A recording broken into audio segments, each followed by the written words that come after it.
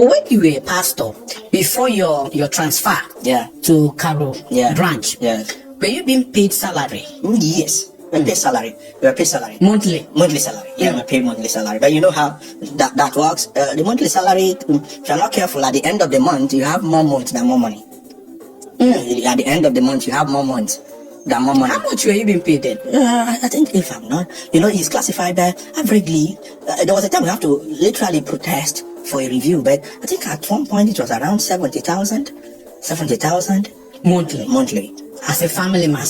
What are you telling me? As a family, this 70,000 you still need to pay tithe. Are you pay tithe? Do you think that because of this low, income of the junior pastors, the low salary, do you think that they oftentimes try to make money by either stealing from the offering, tithe, or going behind his back to extort money from other members? Absolutely. I knew pastors. I knew folks that had to. I remember one time one of my friends called me and he said, "Oh, there's a new formula." I'm like, "What formula?" He's my colleague pastor. Yeah. I said, "You didn't know that this other pastor he pays his tithe directly to Dr. Paul?" I said, "Oh, directly? Well, yes, pastors, you pay your tithe, drop it in the offering, indicate tithe, and it's separated." He said, "No, this pastor takes his tithe and on it he wrote scriptures that validate it. Pay your tithe to the priest." So he pays his tithe to Dr. Paul directly. So number one, Dr. Paul prays for him directly. What he does now is compel all his staff to pay tithe to him. Yeah, because if I'm paying to the priest, I'm the priest. This is strategy. Yeah, all his staff, you have to pay tithe to me because I pay to him. From what you pay to me, I pay to him. So when he told me that, he said, "Oh, that's a new one now." So this person you're talking about is a pastor. He's a pastor. So he pays his tithe directly to Dr. Paul. Dr. Paul, and then he tells those who are under him. They have to pay to him. Because he pays to Dr. Paul. And these are pastors under Enenche. Yes. In Dunamis. Because we have location pastors.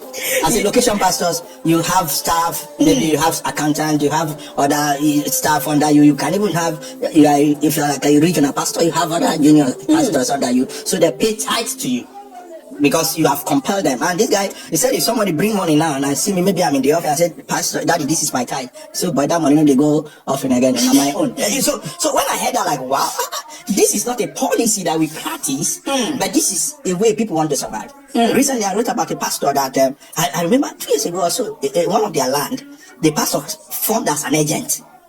And because do you know most pastors can't pay even basic school fees for their children? I'm not joking. Pastors there. And I dare him. And one time when some pastors were I feel for them. I was in the system, I feel for them. Because there is money, but yet they are very poor. The only person that is getting enriched is GO. Is the GO. It's GO. One day, I used my car to do both. So one day I was in your estate. That was when I was in the estate. And I was driving and I saw one of my colleagues. Then they had their convention. They was trekking. And I was like, wow. On suit under the sun. Trekking.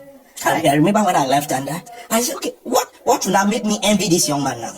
He didn't see me, but I saw him. Do you think that this is the reason why most pastors often refuse to perpetually submit to a bigger man of God? They run off to start their own ministry. It is business. And if I can do it on my own and make more money, why not? There's this young man, you see, and one time I told them, the problem you have with Dr. Paul is not anything but sharing formula. Because you left him and you are preaching the same thing. So why were you not there? Why didn't you remain there? I remember one of these guys, and he's in Enugu. He was pastoring in Enugu, and the next thing he wanted to leave. And I knew him because this guy he lost money, and he even got in touch with one of these scam stuff where they give people money. They were coming after them, and EFCC, I think one time, or police invited him due to the money thing. And you ask yourself, okay, you are here and you left. And now you are not preaching a different message. Like maybe you are talking like the pattern of Abel Damina. You are talking the same thing. Your topic, your theme, almost the same. So why were you not there? Sharing formula. Now that you've made mention of Abel Damina, Yes. I want you to tell me, since you've been a pastor or under Enenche, Yeah. and I'm sure you must have met Abel Damina. Yes, I have. Tell us, what exactly do you think is the problem between Enenche and Damina? Let me drink water. Tell us, we want to know. You know, I tell people, at least I know both characters, but I'm deeper more with Paul Enenche because I have served him. Yeah. Now, to be honest with you, whatever Abel said in terms of It is too hot. I need to be drinking water. To be honest with you, I've met Dr. Abel. I heard his side of the story. I met him at Ibano Hotel, Voodoo, and he was sharing with me, of course, his impact. Even then, Dr. Paul Enenche have not disclaimed, but he was telling me, this is what. And as a pastor, you know, when you are there, you know how your deal started, even though he may not say it openly. Yeah. And of course, it was very clear that Abel played a major role for the kickoff of the church.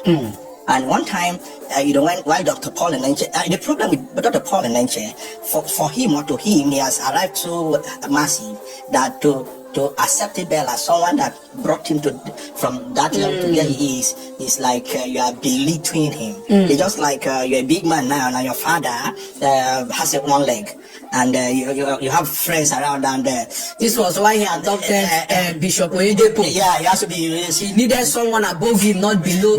Not supposedly. Because Abel is a big guy. Yes, of And Abel is not a loud monetary guy. He's a big guy. He is. We know him. I know him. At one point, I was even trying to know his investments. I know him, but he's not loud. Yeah. Redibo is loud. Redibo is loud, and so Dr. Paul needed that kind of platform. So, and of course, people do things that work for them. Access. You need access. When he said, "My father in the Lord is Dr. Paul, David Oyedepo," when you hear that, is it David Oyedepo, the owner of this? Oh, come on, access. So, for me, that was really obvious that Abel Damina, even at one point, some videos were posted. And of course, they had to try to debunk. The problem is that your past, you can never rewrite your past. Don't distort it. Just leave it the way it is. If you have a poor father, it doesn't make you, and now you are rich. That is in quote. Abel is not broke or poor.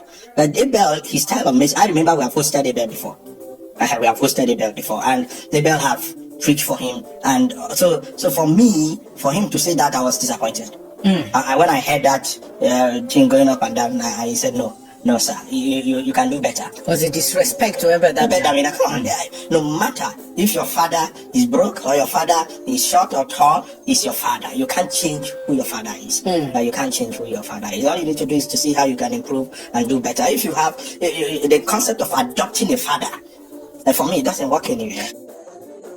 I told you guys that this year came with so much gbas in the life of our preachers, especially in Nigeria.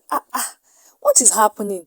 This year is still fresh and the gbas is just coming left, right and center. But how can a pastor, a former pastor, see, this calls for a review or the way and manner by which some churches recruit or employ their pastors. Even if you're no longer in the church, that does not mean that you're going to come out and expose everything that has been happening in the church, either good or bad. I see this as, should I say, betrayal, or you're not being, I don't just know how to say it though, but me, I see this is not really right. Because I left a church, that does not mean I will come to the media and then say everything, whether right or wrong, whether true or not, because I want to paint that church bad, or because maybe the GO has done something to me, or maybe, yeah, just as he said that the pay was less and so on and so forth. Anyways, guys, what do you think about this matter? Because this matter has been trending since some days now. This particular pastor has been trending and trying to paint the Dunamis International Church bad. So guys, let me hear your own opinion at the comment section. And please do not forget to subscribe to my channel for more videos. God bless you.